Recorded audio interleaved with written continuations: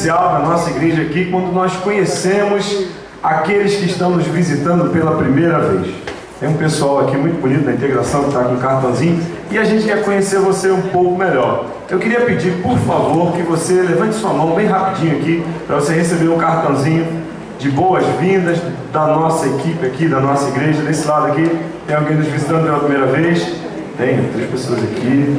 Muito obrigado. Olha, eu queria pedir um favor para você. Assim que terminar o culto, você dá um pulinho ali no balcão da integração. A gente tem uma surpresa muito legal para você. Não é tão legal assim, mas é uma surpresa. Eu tenho certeza que você vai gostar. Então passa lá e dê seu nome lá. O pessoal vai te receber com alguma coisa muito especial. Eu quero convidar agora aqui o meu irmão, meu amigo Adelson. Vem cá, meu querido. De manhã cedo foi uma bênção. Deus usou ele poderosamente para falar conosco. Eu tenho certeza que não será diferente nesse momento. Vamos orar. Senhor, nós te louvamos e te exaltamos porque a ti pertence o louvor, a honra e a glória. Te agradecemos pelo privilégio que tu nos dá de estarmos aqui na tua presença para te louvar e para ouvir a tua voz. Eu tenho certeza, Pai, que tu queres falar aos nossos corações. Por isso usa teu Filho para a honra e para a glória do teu nome. É o que te pedimos em nome de Jesus. Amém. Amém. Boa noite, pessoal. Falando sobre o mergulho diário leitura anual, se você, quem é que já se inscreveu? Quem é que já deu o nome aqui? Eu queria que dá pra gente acender a luz aqui pra gente ver. Eu estou me sentindo Marcos Almeida agora.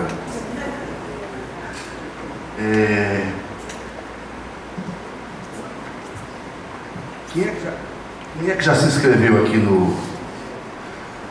Se inscreveu quem deu o nome já? É o seguinte, a gente está montando o grupo, está só fazendo o cadastro. E na semana que antecedeu o dia 16, que acho que é outra semana, a gente vai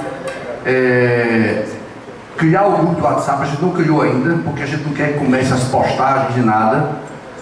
E quando for no dia 16, a gente inicia a leitura bíblica. Ela vai ser cronológica do Velho Testamento e do Novo Testamento ao mesmo tempo. Então todo dia, ou melhor, na véspera da leitura, você recebe um postzinho que vai ter o texto do Velho Testamento e do Novo, em sequência de eventos. Você vai ler a Bíblia na sequência em que os eventos aconteceram, tá bom?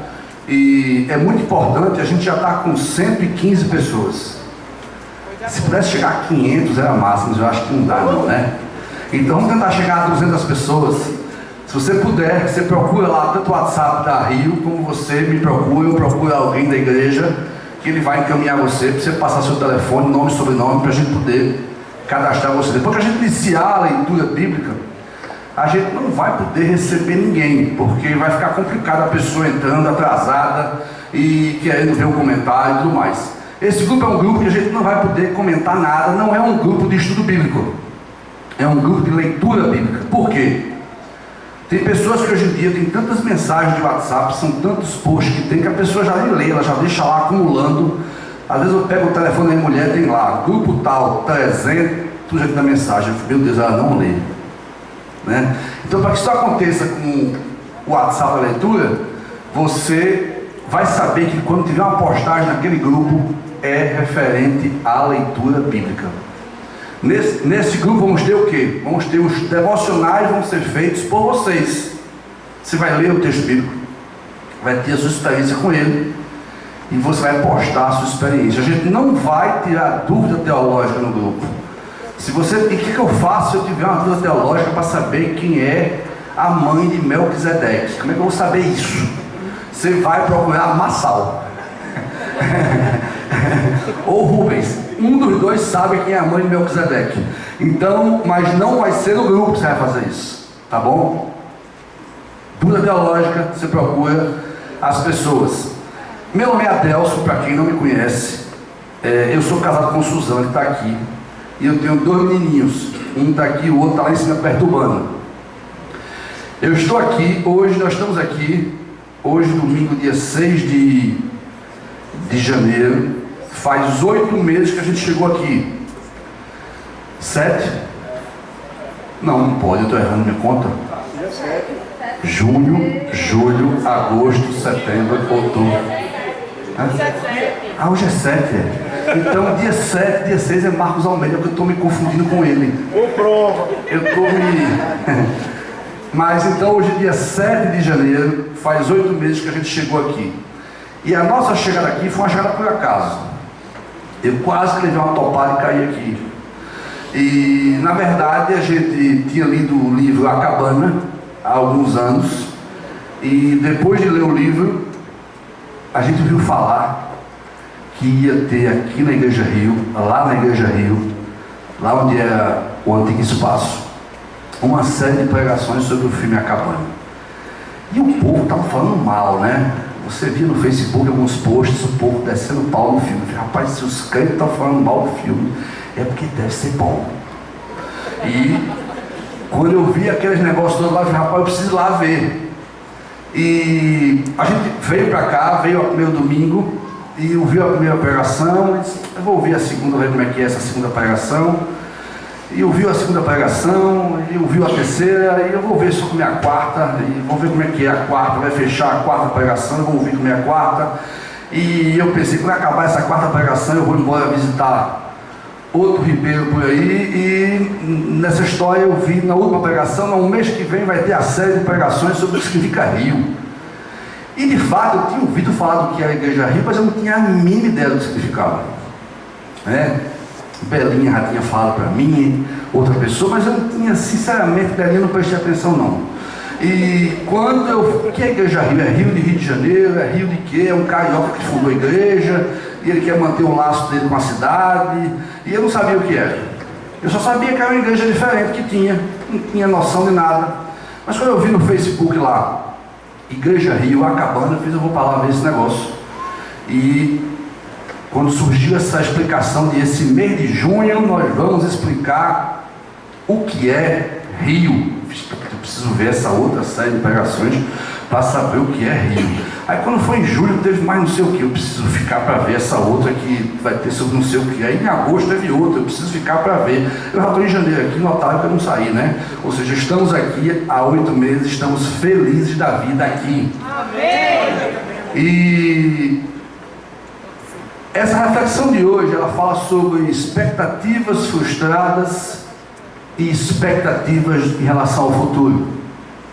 Final de ano de 2017, começo de 2018, eu e você, a gente tende a reavaliar as situações, a rever o que aconteceu no ano anterior, a pensar no que vai acontecer no ano seguinte, e a gente está naquele limbo ainda, fim de 2017, começo de 2018, esse é o primeiro domingo de 2018, e a gente tende a rever o que aconteceu. Quem está mais cansado, porque a frustração já se instalou, ela já se tornou parte do dia a dia da vida, talvez não faça mais isso. Talvez já ande sem saber nem para onde, nem porquê, porque já está meio desensibilizado de fazer planos, de rever o que aconteceu. Mas eu sei que para muitos de nós, esse ano que passou foi um ano muito difícil. Pessoas tiveram dificuldades financeiras, pessoas tiveram rompimentos familiares, pessoas tiveram problemas de casamento, muita gente passando necessidade, muita gente doente, pessoas foram levadas, amizades foram rompidas. E eu preciso confessar já no começo aqui logo, que eu faço parte de uma dessas pessoas. Eu sou uma das pessoas que nesse ano de 2017 chegou aqui na Rio completamente desorientado.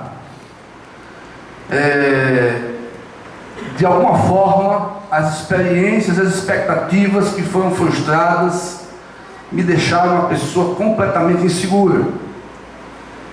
E eu vim para cá para ver a cabana, mas eu me sentei. Se você lembrar do espaço antigo, ele era apertadinho, magrinho, e ele tinha, eu vou dizer o lugar, eu sentava no mesmo canto. Terceira fileira, de frente para trás, cadeira da esquerda, o lugar onde o ar-condicionado faz a curva e é gelado. Era lá que eu sentava. E era quase que um esconderijo. Ninguém me conhecia. Eu sabia que tinha algumas pessoas aqui, mas uma galera frequenta de manhã, outra frequenta à noite. E nos primeiros dias eu não vi quase ninguém que eu conhecia. E eu comecei a frequentar ali, eu estava fugindo, me escondendo, eu estava tentando ver se eu entendia o que estava acontecendo comigo, porque depois de muitos anos de caminhada cristã, eu estava completamente desorientado. Meu desejo era parar. Aí você fala assim, eu estava afim de soltar a franga. É pecante, só pensa nisso, né? Mas não era soltar a franga nesse sentido. Era uma vontade realmente de parar de sonhar. Era um desejo enorme de me sentar numa cadeira dessa e ficar escondido a vida inteira. Era o desejo de parar, e até hoje, nós estamos em janeiro, e volta e meia eu sou acometido por uma recaída, por um desejo enorme de desistir. Eu não sei se você está aqui hoje, eu não sei como é que você chegou aqui na Rio, nem está visitando a Igreja Rio. Não sei como é que é a sua história passada, não sei quais são os dramas que você enfrentou esse ano, mas eu sei que muitos de nós aqui temos lutado muito. E a gente tenta muitas vezes entender onde é que Deus está nesse momento. Eu não sei o quanto honesto você é com isso, mas eu preciso dizer a você que eu me senti muitas vezes, e volta e meia eu volto a sentir isso, eu me senti escravo da minha decepção. Eu estava profundamente decepcionado quando cheguei aqui. Profundamente decepcionado. O sentimento era de como é que eu chego nessa altura da caminhada, nessa altura da vida, com a sensação de despropósito total. Como é que pode isso? E lá no coração, se você for honesto comigo, e eu honesto com você, a pergunta que a gente faz é: Deus, onde é que você está? Cadê você? Você sente como Elias, depois de fazer e acontecer, você diz que você quer morrer. Se não morrer fisicamente, mas morrer emocionalmente. É um desejo de morte emocional. Desistir de sonhar. Quando você morre, ou quando você está morrendo emocionalmente falando, você não sonha mais. Você quer se esconder. E você pode pensar, mas Adelson, uma igreja como essa aqui, ninguém se esconde. Se esconde sim.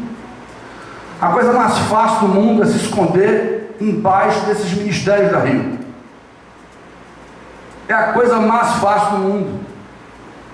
É possível você vir para cá e ver esse movimento coletivo de relevância, integralidade, organicidade, e você está profundamente desorganizado, desintegrado e se sentindo uma pessoa totalmente irrelevante. É possível. Você vai na massa, e você vai na voz na rua, e você não tem voz nenhuma, sua vontade é calar a boca. E você vai para o movimento de prisões e Funase, e você vai para o jantar das amigas, e você vai para o acampamento, e é possível você se esconder ali por dentro. É possível acontecer, é fácil acontecer isso. É fácil. E o sintoma disso é que você, como é que eu faço para diagnosticar isso? É fácil, basta você ver que você participa, mas você não sonha mais. Você não se compadece mais. E a coisa aqui é tão repetitiva, porque essa igreja é uma igreja que movimenta o tempo todo, o desejo de ser relevante, é constante. E é fácil.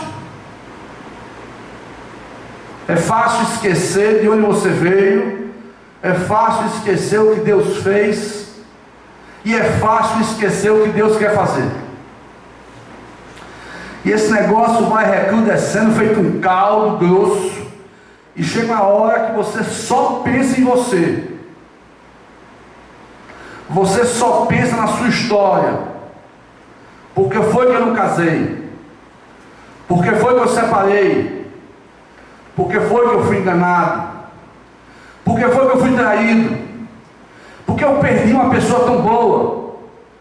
Por que eu perdi uma amizade tão boa? Por que eu não consegui servir? Por que eu não fui útil? Deus, por que é que eu estou aqui depois de tantos anos e eu me sinto uma pessoa completamente inútil? E você começa a ter conversa de Elias, e você começa com um discurso completamente de pena de si mesmo, e eu estou falando, eu vou repetir, eu estou falando por mim. Eu não estou falando de você, eu estou falando de mim. Se cair na sua cabeça é porque a gente está junto. E a sua cabeça vai ficando tão obcecada com a sua irrelevância que você se encontra, que na sua mente só existe uma pauta e as suas energias são somente para isso. Por quê? Não podia ser assim. Não podia ser assim. Você pode pensar que na palavra de Deus não há essas histórias, não há essa manifestação do seu momento de vida, mas eu queria dizer a você que há. Mas eu queria falar a você mais uma coisa antes de falar sobre nossas decepções e frustrações. Eu queria falar sobre o nosso movimento, que também existe, em direção ao futuro. Se de um lado a gente se encontra muitas vezes inerte, escravo do passado, escravo da incompreensão do passado, escravo da inaceitação do passado. Eu não aceito o passado. Poderia ter sido diferente. Meu casamento poderia ter sido diferente, essas amizades poderiam ter agido diferente.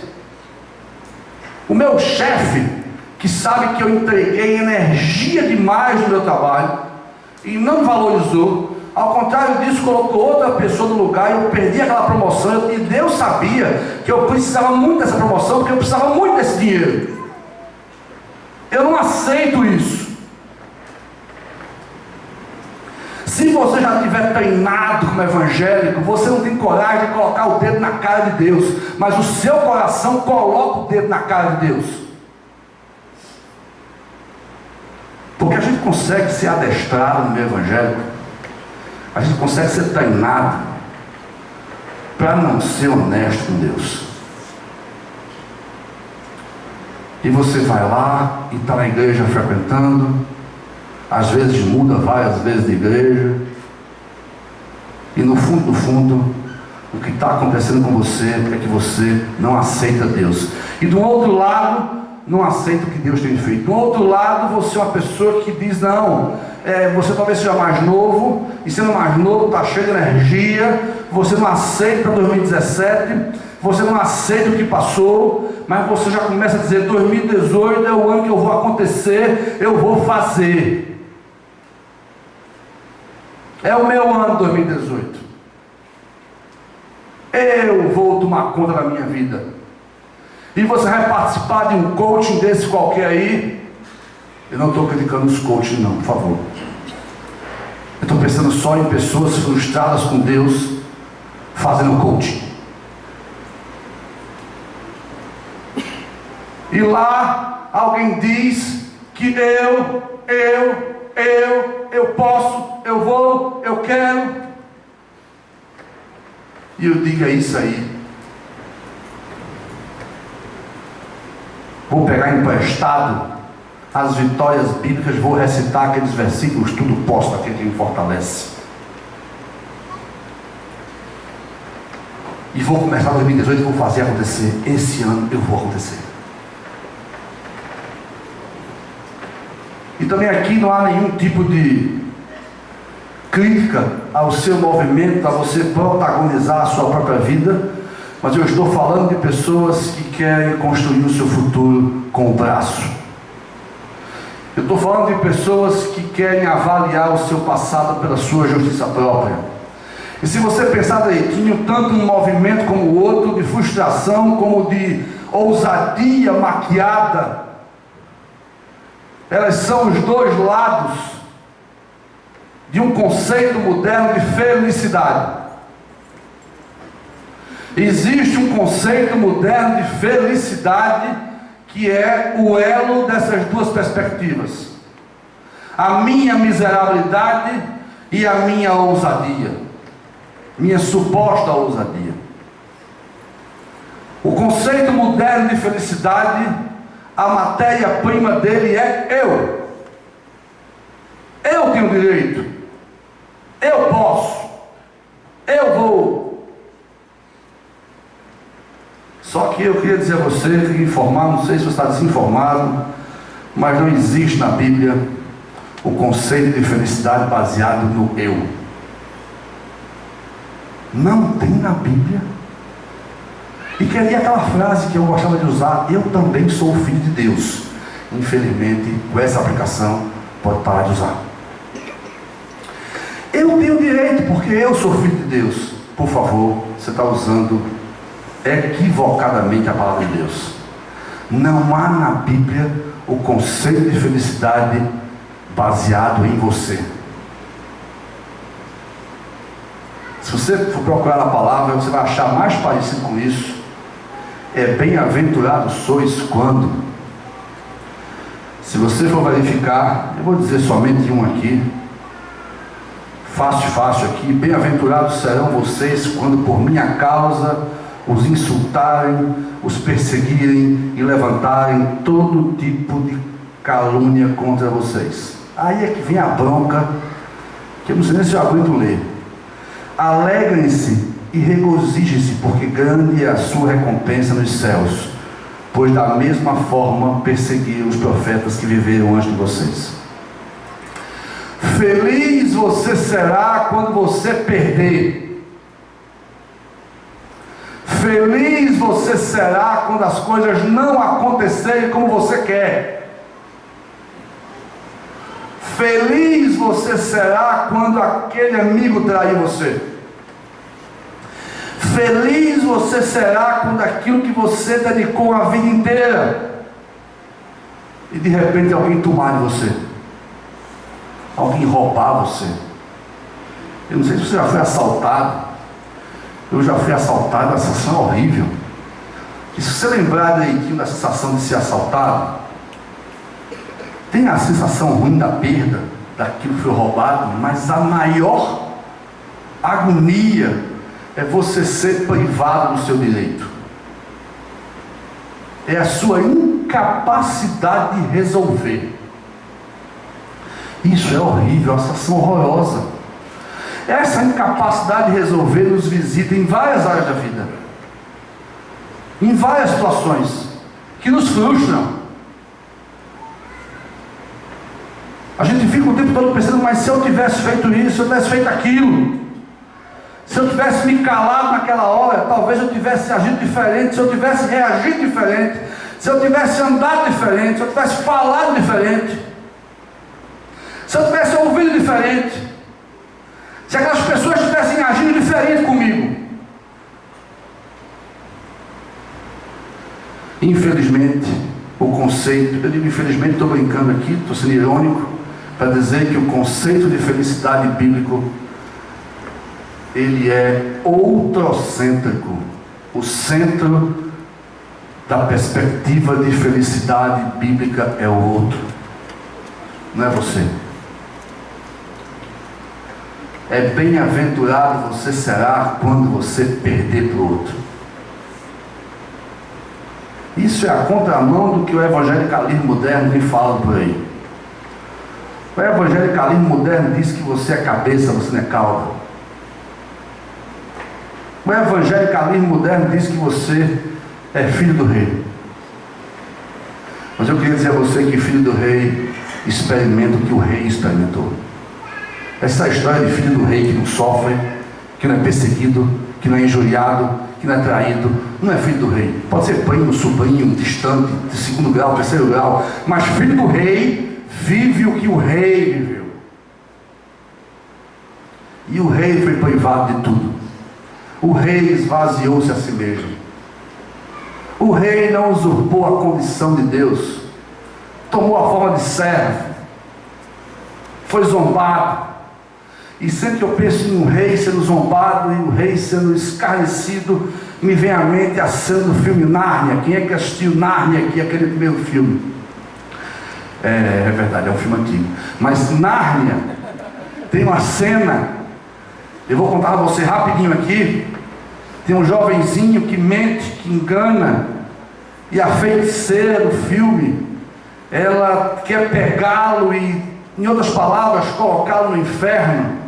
E esse jovenzinho foge para o acampamento do Rei Leão. E ao chegar lá ele se esconde, a feiticeira aparece no acampamento.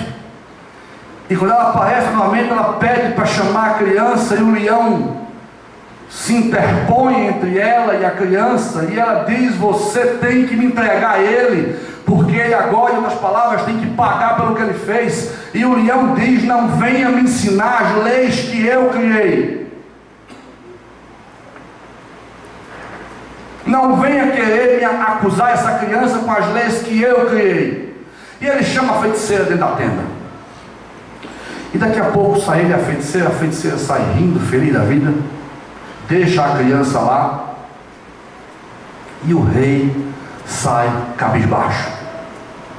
De madrugada, enquanto todo o acampamento do rei Aslan, do filme Nárnia, dorme, ele sai cabisbaixo, ele é levado, ele vai por conta própria até o acampamento da feiticeira, e lá ele é zombado, lá ele é ridicularizado, lá ele é traído, lá cortam a juba dele, ele se deixa ser sacrificado naquilo que no filme é a cruz do Senhor Jesus. Se você é filho do rei, eu queria dizer a você que o conceito de felicidade que você nutre pode estar escravizando você. Eu esqueci de pedir a frase essa aqui: em tempos de avaliação sobre o que passou, é aquela mesmo que estava, e o que virá, muitos de nós estamos presos às expectativas que nutrimos pelo passado e pelo futuro. Um lado escravo pelo que aconteceu, outro lado escravo porque tem que fazer acontecer. Dois grupos, os dois profundamente, um frustrado e o outro olhando para frente, ambos querendo fazer acontecer, baseado num conceito moderno de felicidade em si. Egocêntrica não, tem outra palavra que fugiu aqui agora. Eu tenho direito. Na palavra de Deus tem duas histórias, eu queria ler com você as duas histórias. Uma fala sobre expectativas frustradas, a outra fala sobre expectativas do futuro. Uma está em Mateus, capítulo 11, verso 1 a 6. Se você quiser abrir a sua Bíblia, já abre aí. E a outra história está em Atos, capítulo 1, verso 6 a 11. Mateus 11, 1 a 6 e Atos 1, 6 a 11. O que a palavra de Deus tem para nos ensinar quando temos expectativas frustradas? E o que a palavra tem para nos ensinar quando temos expectativas para o futuro? Em Mateus 11, a história é a história de João Batista. Quem era João Batista? Batista é o cara que está dito sobre ele que não há outro igual a ele, nascido de mulher. João Batista é o cara que viu Deus falar na frente dele no batismo de Jesus: esse é o meu filho amado, em quem eu tenho prazer. João Batista é o cara que vem preparando o caminho do Senhor. Ele é o cara que os discípulos confundiam ele com o Messias. João Batista é de fato o cara naquela história. Mas eu queria dizer a você uma palavra de consolo João Batista não é melhor do que eu e você. Quando eu penso no meu momento em 2017, quando eu cheguei aqui na Igreja Rio, eu me lembro e penso, até João Batista cedeu. Até João Batista, por um momento, perdeu o foco. Até João Batista, por um momento, deixou de discernir o seu chamado e a sua vocação. Não estou querendo dizer a você que isso é um consolo para você continuar desorientado. Mas para você não se sentir a pior das pessoas. Você até pode ser, se você quiser dizer, eu sou a pior das pessoas junto com João Batista. Essa história diz o seguinte: depois que terminou de instruir seus 12 discípulos, Jesus saiu para ensinar e pregar nas cidades da Galileia. João, ao ouvir na prisão o que Cristo estava fazendo, enviou seus discípulos para lhe perguntarem: és tu aquele que haveria de vir? Ou devemos esperar algum outro? Jesus respondeu: voltem e anunciem a João o que vocês estão ouvindo e vendo. Os cegos veem, os mancos andam, os leprosos são purificados, os surdos ouvem, os mortos são ressuscitados, e as boas novas são pregadas aos pobres. E feliz é aquele que não se escandaliza por minha causa. Eu tenho certeza que você queria naquele dia que você se sentiu completamente abandonado. Jesus chegando dizendo assim: ei cara, estou com você aqui, bicho. Estou sabendo que o negócio é difícil. Eu sei que você queria isso, porque eu queria. Eu sei que você queria lá um movimento de Jesus, umas bandeiras bem grandes, dizendo: fora Herodes, fora Herodes. Eu sei que você queria que Jesus participasse do movimento ideológico que você justifica as suas frustrações ou vitórias. Eu sei que você queria isso. E abrindo um parênteses aqui, você fica vendo que as pessoas querem isso quando você vê no Facebook os crentes se agrupando na direção ideológica de A e de B. Eu fico querendo entender como é que você posta a sua esperança em homens. A impressão que eu tenho é que nós não conhecemos as Escrituras. Errais, pecais, Mateus 22, 29, porque vocês não conhecem as Escrituras. Crentes defendendo personagens caídos para discernir a palavra de Deus na história, isso é impossível. Ainda assim, os crentes querem que Deus venha ser cúmplice do seu movimento ideológico. A diferença da ideologia para a teologia, não sei se já pensou nisso, é que a ideologia é o consenso produzido pela maioria. Isso é ideologia. E a ideologia se propaga de um para outro sem nenhum senso crítico bíblico, porque não tem nada a ver uma coisa com a outra, é diferente da teologia. A teologia quer perceber o que Deus acha. A teologia quer descobrir o que é que Deus acha. A ideologia, ela quer saber o que é que fulano acha. E eu transfiro muitas vezes a minha expectativa de futuro para homens completamente caídos. Eu queria dizer a você que crente teria que pairar sobre as ideologias. Você poderia discernir a história sobre ela. E nunca se agrupando ideologicamente, porque não tem nada a ver uma coisa com a outra. As propostas de solução e de soluções humanas são completamente caídas. Todas elas. Não há ninguém que faça o bem. Nenhum sequer. Todos pecaram. Todos carecem da glória e da graça de Deus. E você fica às vezes se perdendo. Aí vê um negócio no Facebook e começa um debate que eu fico querendo entender e quase que eu digo: ei, você esqueceu quem você é? Você esqueceu qual é a sua missão? Mas é porque nós somos capazes também de transferir a nossa frustração para políticos, pastores, ícones, pregadores. É fácil fazer isso. É fácil, eu sei disso porque eu faço isso. É fácil transferir para alguém a sua decepção. E você começa a idolatrar a pessoa. E começa a morrer por ela. É uma maneira de você maquiar a sua desonestidade para com Deus.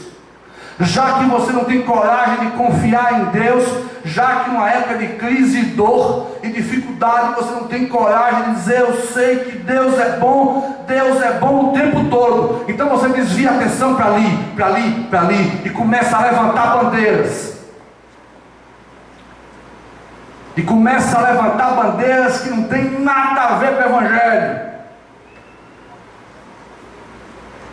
Porque você quer ver se algum justiceiro salva você. Eu disse aqui de manhã, vou repetir agora: eu adoro Vingadores, meu filhote daqui também adora. A gente adora esse filme de super-herói. Daqueles que são bem mentirosos. Quanto mais mentiroso, mais legal. Mas eu não sou inocente. Aliás, não só sou eu que acho isso, não. Eu já vi umas pesquisas que as bilheterias maiores do mundo, elas são desses filmes. E é interessante porque esses personagens têm 70 anos, 50 anos, 100 anos. E o tempo passa, e as séries de Batman, não sei o que, são refeitas, refilmadas, e o homem adora. O homem precisa, na falta do Messias, ele precisa fazer um bezerro de ouro. E eles vão para o cinema, e eu vou para o cinema, e quando o Capitão América dá aquela paulada, eu quase que eu digo aleluia. Os outros não dizem porque eles não são evangélicos.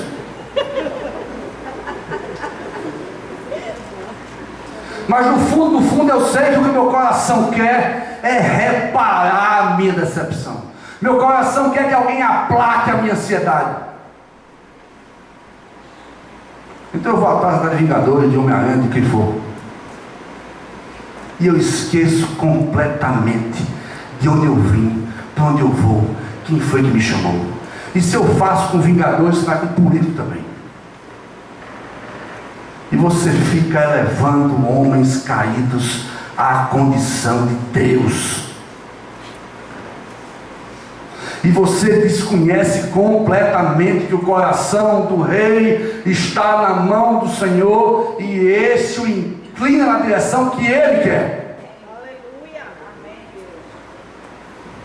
E você fica querendo transferir a sua frustração para homens, políticos, pessoas, coisas.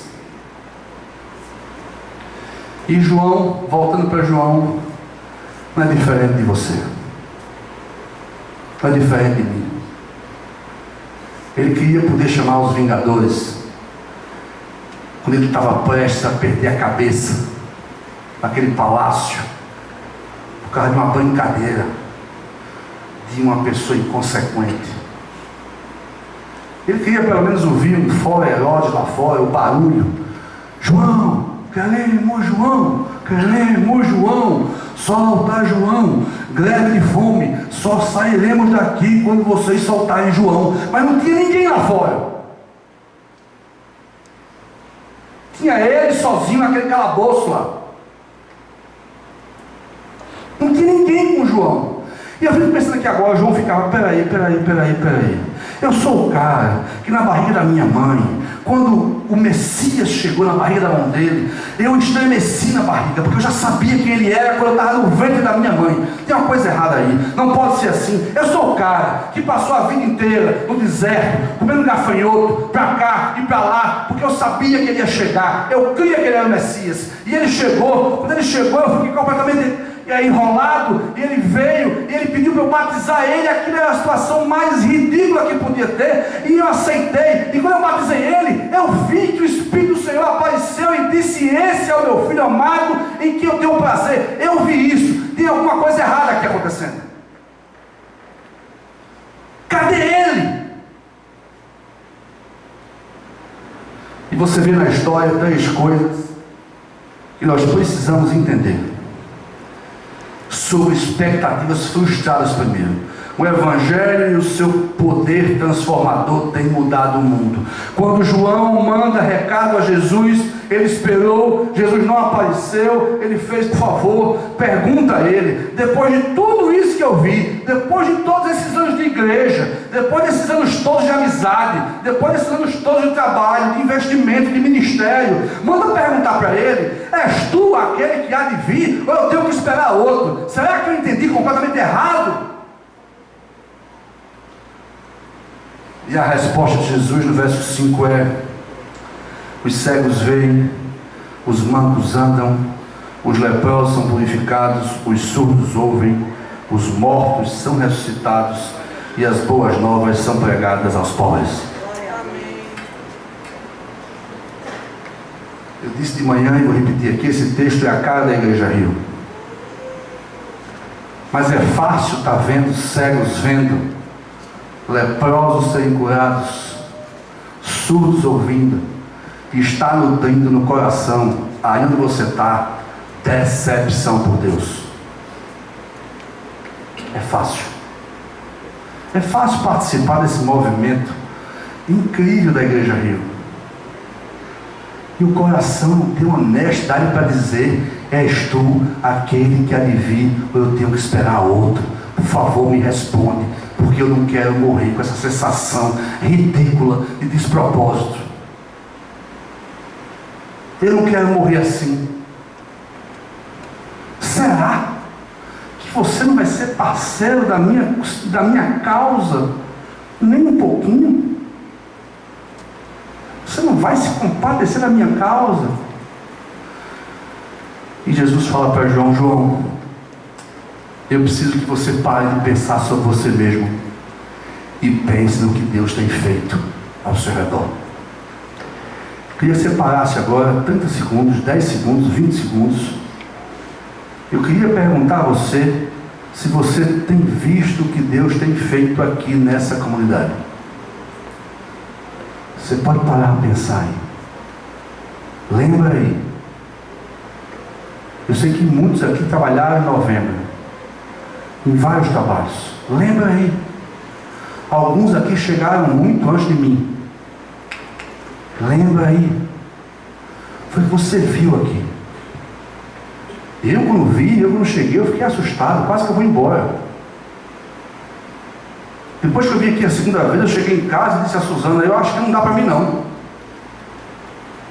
E não dava para mim, é porque eu estava verificando milagres de Deus, e eu pensava: ih, rapaz, dá para mim não.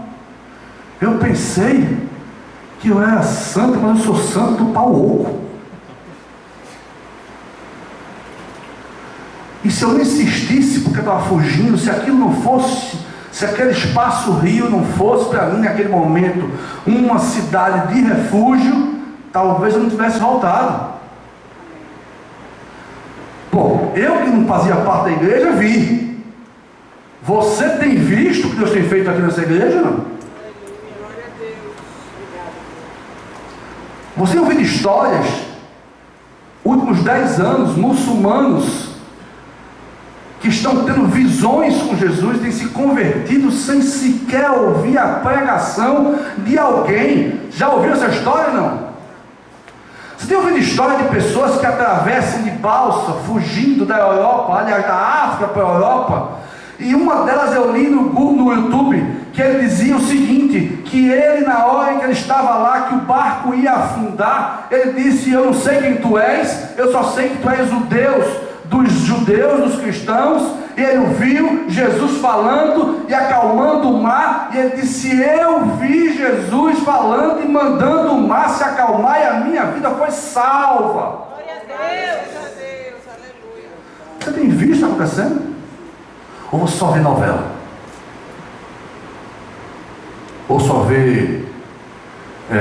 como é aquele negócio sexta-feira? Globo Esporte? Não, é... Globo Repórter.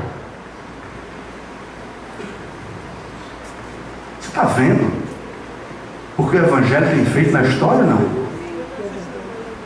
Porque Deus está mandando a palavra dizer a você que você pegue a sua causa, coloque ela aqui do lado e veja o que Ele tem feito. Essa é a primeira resposta dele. A segunda é: você tem o que contar da sua própria vida? Ou você é um frequentador de igreja? Você tem o que dizer a respeito do Evangelho na sua própria vida? Você tem milagres para contar na sua vida? Eu não estou falando apenas de milagres carismáticos, eu estou falando de quebrantamento, eu estou falando de entendimento, eu estou falando de compreensões a respeito do Evangelho que você não as teria se Deus não iluminasse a sua mente. Você quer quantos segundos para lembrar disso? Deixa eu ver se a gente tem tempo. Tem. Você quer um minuto para pensar? Você quer lembrar? Você tem o que dizer a respeito do que Deus fez na sua vida? Eu espero que você tenha o que lembrar. Se você não tiver o que lembrar, você precisa entregar a vida a Jesus. Se você não tiver hoje o que dizer à sua alma, como Davi dizia no Salmo 139, a minha alma o sabe muito bem. Se você não tiver o que lembrar, você precisa parar e entregar a sua vida a Cristo. Você conhece o Evangelho, você conhece os evangélicos, mas você não conhece o Senhor do Evangelho. Se você tem, eu tenho sim. Eu estou um tempo meio engessado, eu estou meio afastado aqui dentro mesmo. Eu estou meio desorientado, eu estou feito você em 2017, eu estou aqui frequentando, tentando me achar. Eu queria dizer a você que Jesus pede a você e a João Batista: preste atenção no que está acontecendo na sua vida, na história. Eu não tenho parte com ideologia, eu não tenho parte com movimentos sociais, eu não tenho parte com isso. A minha agenda é o ser humano, não são os movimentos humanos. O meu ministério é subversivo, é 1 a 1. Eu não sou o Deus das massas, eu sou o Deus de Zaqueu. Eu sou o Deus da mulher samaritana. Não sei se você já viu a história, mas Samaria, Jerusalém, deixa eu ver se eu consigo desenhar para você aqui. Presta atenção aqui, que é difícil fazer isso aqui, mas presta atenção. Jerusalém está aqui, Samaria está aqui, Jesus estava aqui, precisava vir para cá. O caminho mais curto para esse caminho é passar em direção por Jerusalém a Samaria. Ele passa por fora. Outra coisa, o rio Jordão está do lado direito de Israel, é onde tem água. O lugar mais fácil para ir para a Galileia era pelo Jordão. Ele não podia passar por Samaria porque os judeus não se davam com os samaritanos. E a Bíblia fala que era necessário passar por Samaria. Não era necessário passar por Samaria. Era necessário porque ele precisava encontrar com ela. Você era a necessidade de Jesus. Esse é o movimento do Evangelho. É subversivo, é 1 a 1. É uma igreja que ela encontra com Cristo, uma igreja que se torna relevante, ela salva a sociedade. Ela não precisa de presidente evangélico, ela não precisa de político evangélico. Aliás, me perdoa, mas os políticos evangélicos têm muito pouco de evangelho, se não dizer o contrário.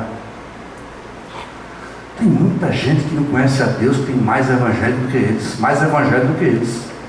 E você fica se inebriando com frases de efeito de gente que não anda com Deus.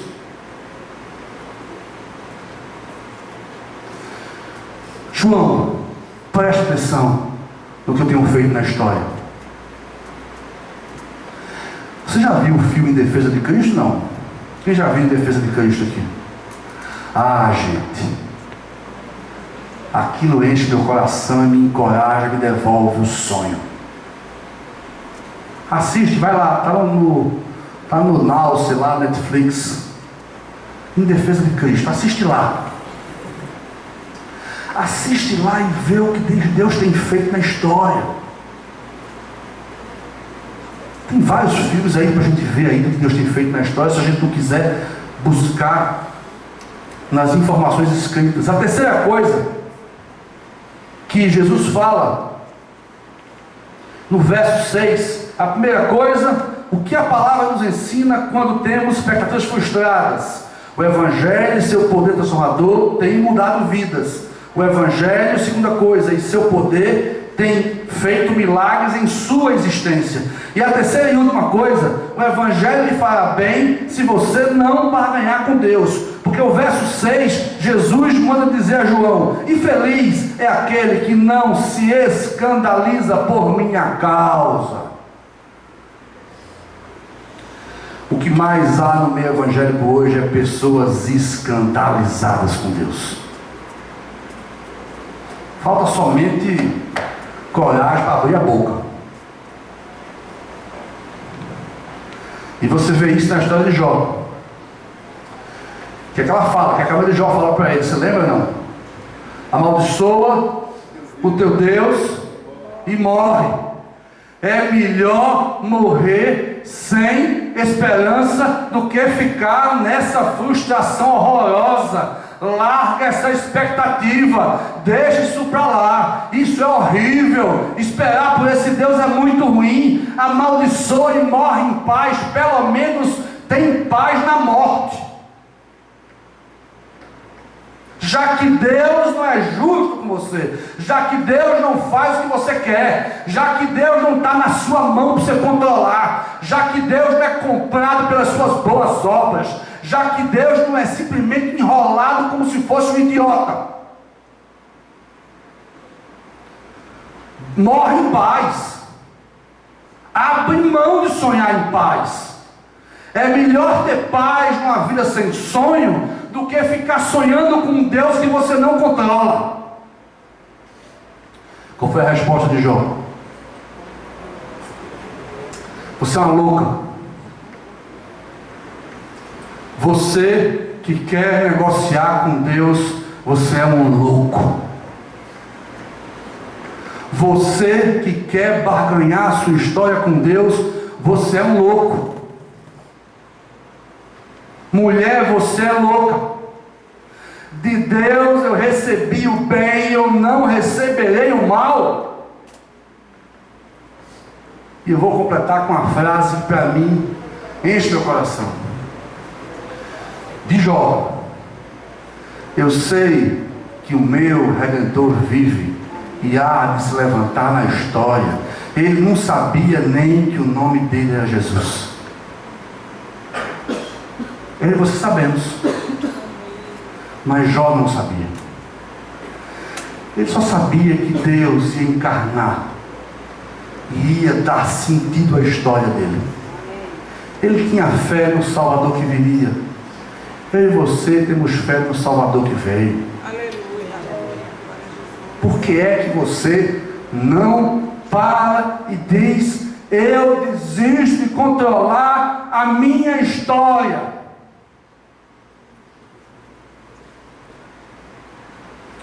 Eu de fato, Senhor, não entendo o que está acontecendo comigo. Eu não entendo porque que as pessoas fazem assim. Por que que os amigos fazem assim? Por que que a minha esposa faz assim? Por que que a igreja faz assim? Por que que a política é assim? Por que eu perdi o meu emprego? Por que que eu perdi uma pessoa querida? Por que uma pessoa tão boa foi levada? Eu não sei explicar por quê. Por que que você não se rende? No lugar de expectativa, você se rende à esperança. Porque a expectativa é fruto do braço, a esperança é fruto da fé. A fé não produz expectativa. A fé produz esperança. Esperança no meu Redentor. Que no nosso caso não vai se levantar, mas vai descer. Amém. E a palavra diz que todo olho verá. O segundo grupo de pessoas, o primeiro são as frustradas, o segundo são aqueles que dizem: não, eu vou fazer acontecer, eu não vou esperar por Deus, eu não vou esperar pela bênção de Deus, ou melhor, enquanto Deus trabalha, eu faço aqui. Aliás, segundo eu mesmo, 1 e 2, Deus ajuda quem cedo madruga. Eu vou fazer isso, na dúvida, eu vou fazer acontecer esse ano. Eu não tenho tempo para esperar em Deus. Eu tenho tempo para estabelecer o meu próprio reino. Aliás, eu trabalho sim no reino de Deus. Eu trabalho no Voz na Rua, sexta-feira. Eu trabalho no reino de Deus no domingo à tarde. Eu trabalho no reino de Deus nos acampamentos. Eu trabalho no reino de Deus algumas datas do ano. O resto do ano eu trabalho para o estabelecimento do meu próprio reino. E meu reino é um bom reino. Eu não quero nada errado. Eu não quero nenhuma desonestidade moral. Eu só quero somente o seguinte: eu vou fazer acontecer. Se Deus não mandar a esposa, eu vou arrumar uma. Se Ele não mandar o marido, eu vou arrumar um.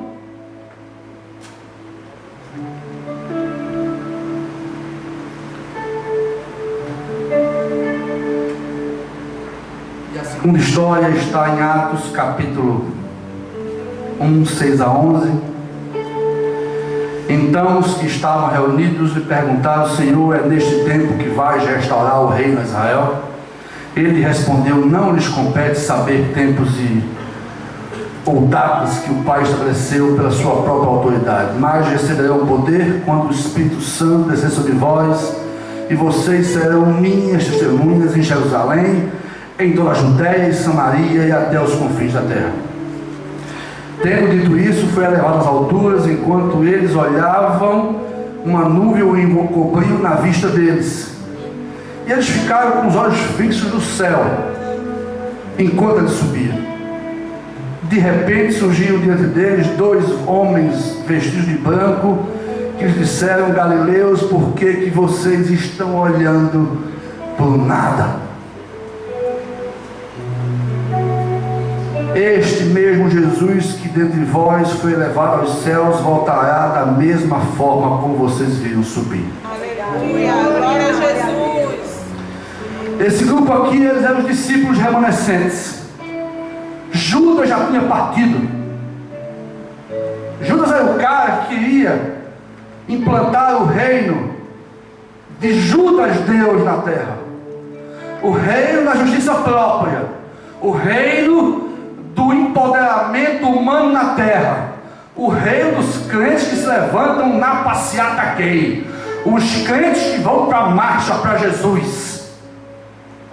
Esse é o reino de Judas. Eu não sei você, mas eu não consigo ver Jesus fazendo parte de nenhuma marcha para Jesus. Eu não consigo ver Jesus batendo em ninguém. Aliás, os únicos que ele bateu foi aqueles que mediavam a fé. Quem levou paulada dele, abria a boca para falar dele ou do pai dele. Mas cobrador de impostos, político safado, prostituta, samaritana, ele olhava para eles com compaixão. Não havia em Jesus nenhum sentimento igual de Judas. Pedro quer dar uma de Judas, quer cortar a orelha, aliás, quer cortar não, corta a orelha do soldado, e ele pergunta: rapaz, você não sabe que espírito você é? Você está meio equivocado, você está pensando que eu estou aqui nessa história para bater em movimento gay? Você está pensando que eu estou aqui na história porque de alguma forma o símbolo cristão foi profanado? Que símbolo cristão foi profanado? Deus se profanou. Porque Deus foi chamado de glutão e beberrão, porque comia e bebia com pecadores. Quem não defendeu a própria reputação foi Deus. E eu e você vamos agora querer defender a reputação de Deus?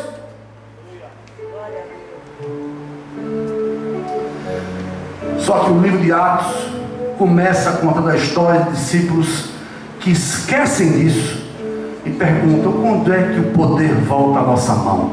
Quando é que o Brasil vai ser evangélico? Quando é que a gente vai dobrar essa galera gay, essa galera de transgeneridade, essa galera da política corrupta? Quando é que nós vamos estabelecer o cetro de ferro do Evangelho? Não existe cetro de ferro do Evangelho. Não há isso. Ao contrário, Jesus faz 3 recomendações para mim e para você, você que quer fazer acontecer em 2018. Ele diz: abra mão do controle da história, pois este pertence a Deus, não vos compete tempos e épocas. Abra mão, desista. Vá atuar subversivamente na história. Se misture. Ele era um cara misturado, tinha que dar um beijinho nele para saber quem ele era, porque não dava para dizer: está ali, ó, ele ali. Não dava. Chega uma legião de soldados. Quem é Jesus? Judas é aquele que falou assim: eu vou dar um beijo nele. Aquele que eu beijar é ele. De tão subversivo e misturado que ele era. E você quer fazer uma bandeira, um outdoor de Jesus? Ele não fez dele. Deus não fez de si mesmo. Abra a mão do controle da história que pertence a Deus. Não fique pensando que a eleição esse ano do Brasil está na mão dos políticos. Não creia nisso. Isso é mentira. Está na mão de Deus.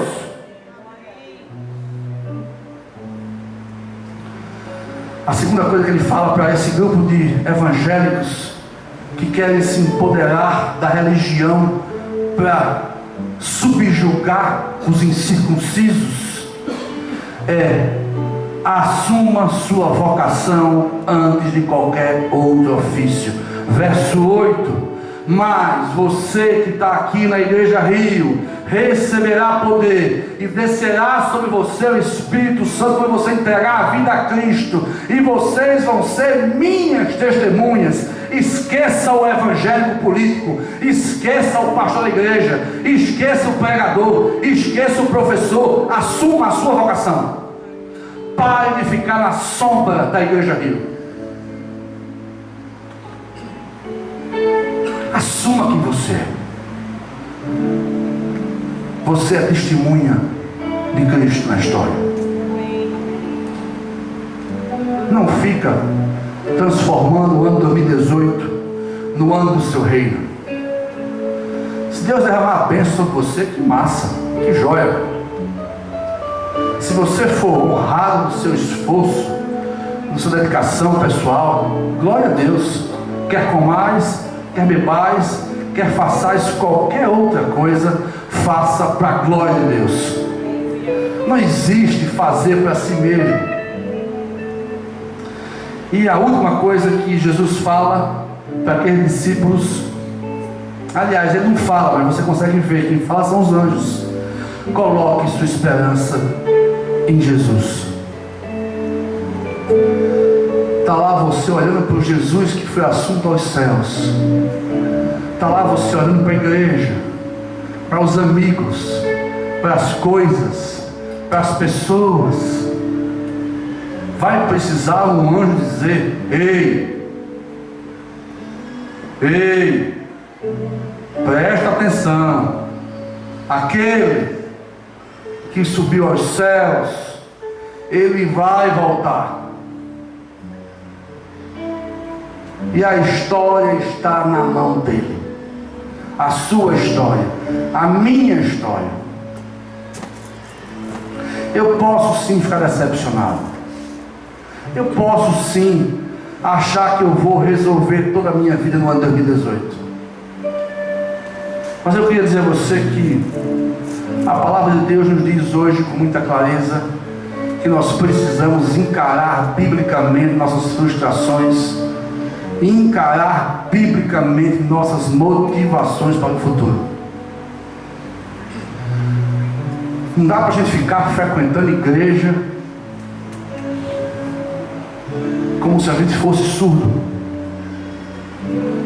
e se maquiando e se escondendo em movimentos da igreja, sem assumir o seu protagonismo na história, porque Deus chamou você para ser testemunha, e pede a você que você coloque de lado suas causas, e você olhe para os cegos, para os surdos, para os leprosos, e você olhe para o que Deus tem feito na sua história, porque Ele quer usar você, Ele quer me usar, e o diabo está se divertindo com esse tempo que eu e você gastamos conosco mesmos. É isso mesmo, tu foi traído mesmo, te enganaram, te fizeram mal, vai ficar assim?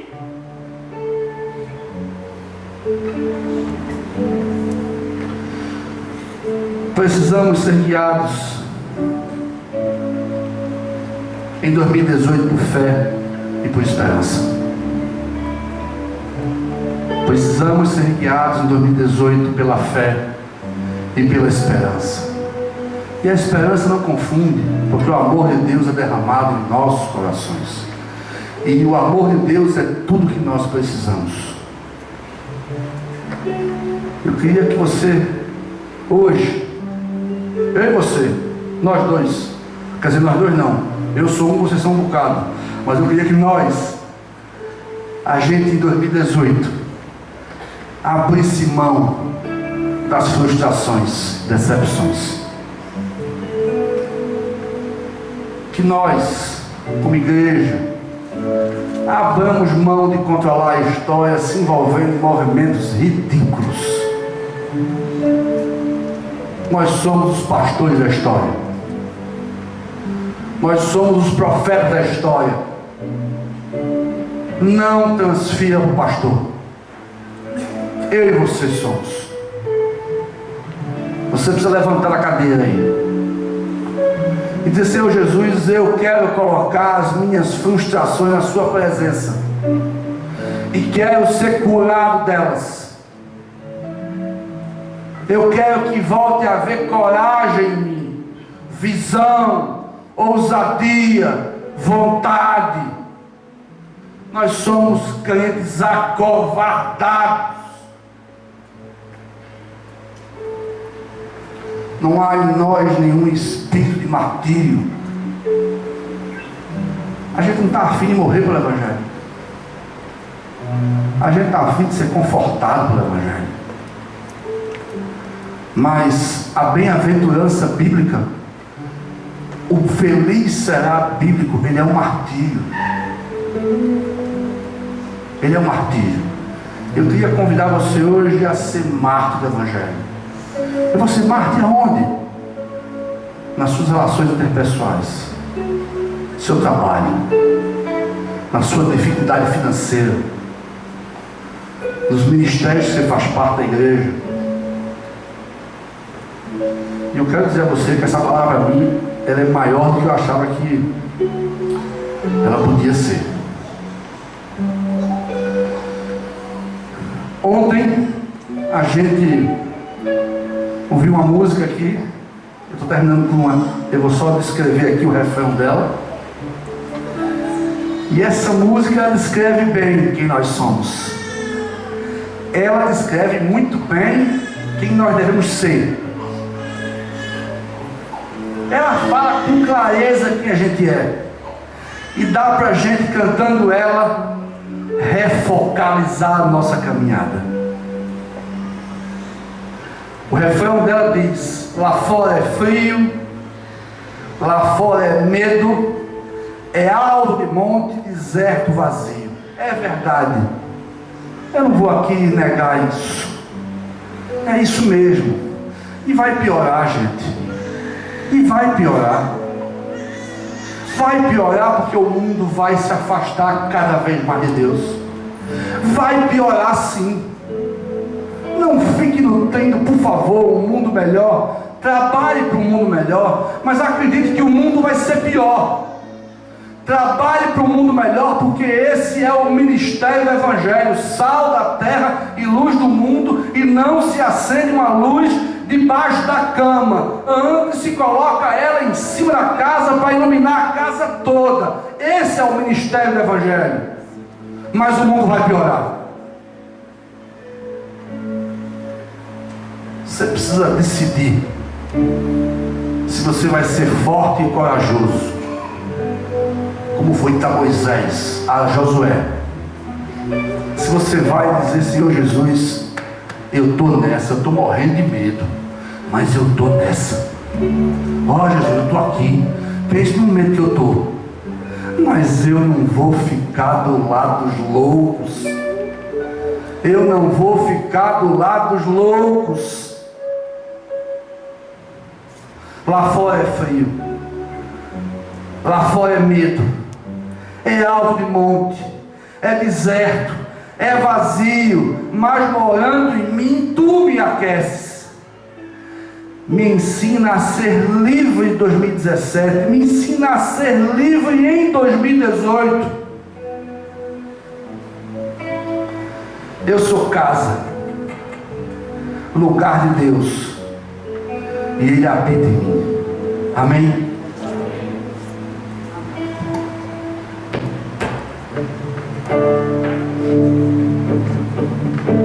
Deus preferiu essa carne, não quis os tempos que eu posso construir com minhas mãos.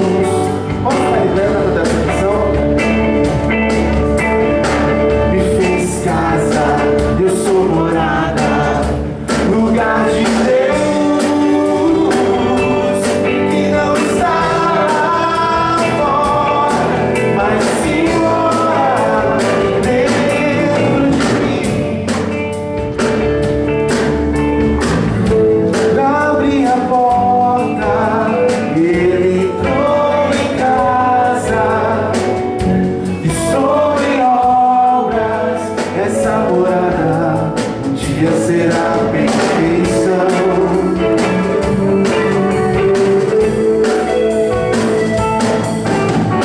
Deus preferiu essa carne. Vamos ver com as palmas. Não quis os tempos que eu posso construir com minhas mãos, não. Me fez casa, eu sou morada, lugar de Deus, que não está lá fora, mas sim mora dentro de mim. Na minha janela são esses olhos que brilham.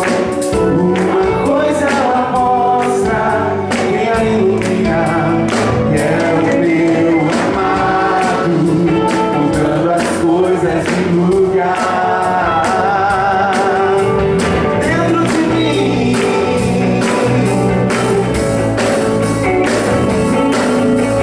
dentro de mim, eu sou casa, lugar de Deus, e Ele habita em mim. Eu sou casa, lugar de Deus, e Ele habita em mim. Lá fora é frio, lá fora é frio, lá fora é medo, é alto de monte, deserto vazio. Olhando em mim, tu me aqueces, me ensina a ser livre, Santo Espírito, e de alegria.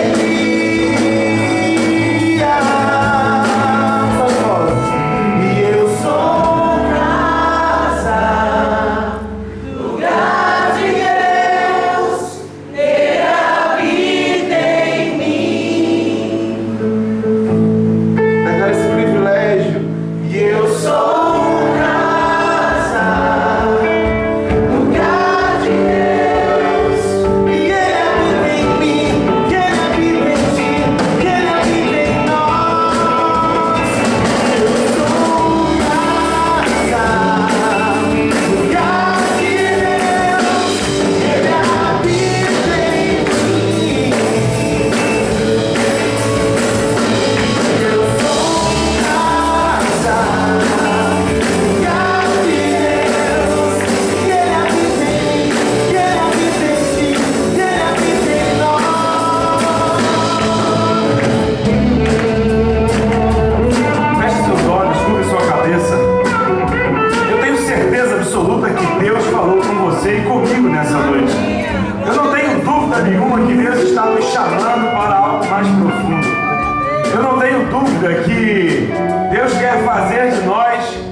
fazer em nós tudo aquilo que Ele tem preparado.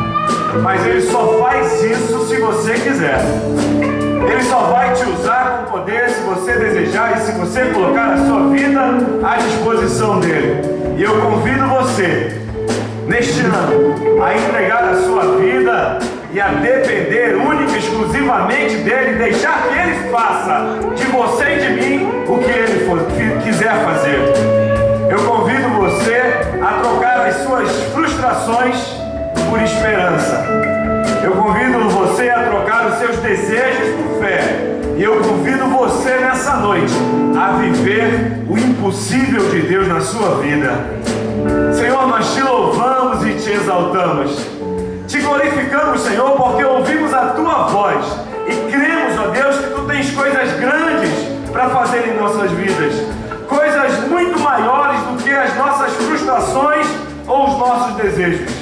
Queremos nessa noite, ó Pai, trocar tudo isso por aquilo que tu tens para nós, por todas as coisas que tu tens para realizar em nossas vidas.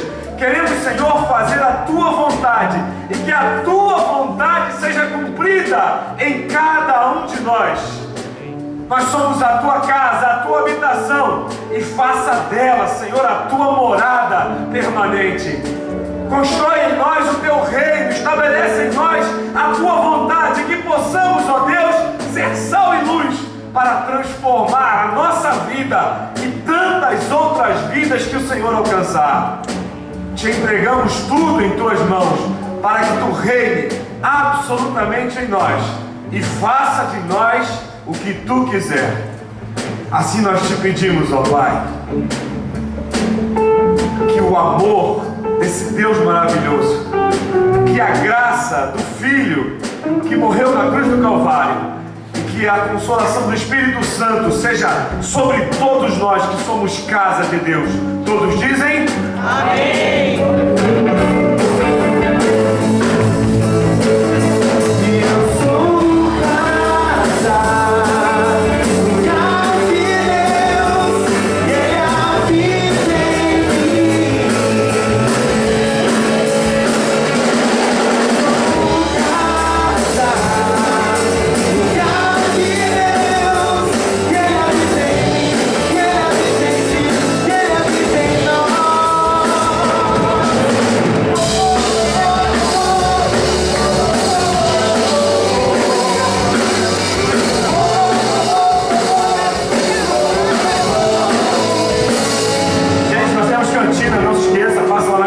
Faz um lanche legal, fica um pouco de comunhão, vai ser muito bom a gente conversar um pouco depois desse culto maravilhoso.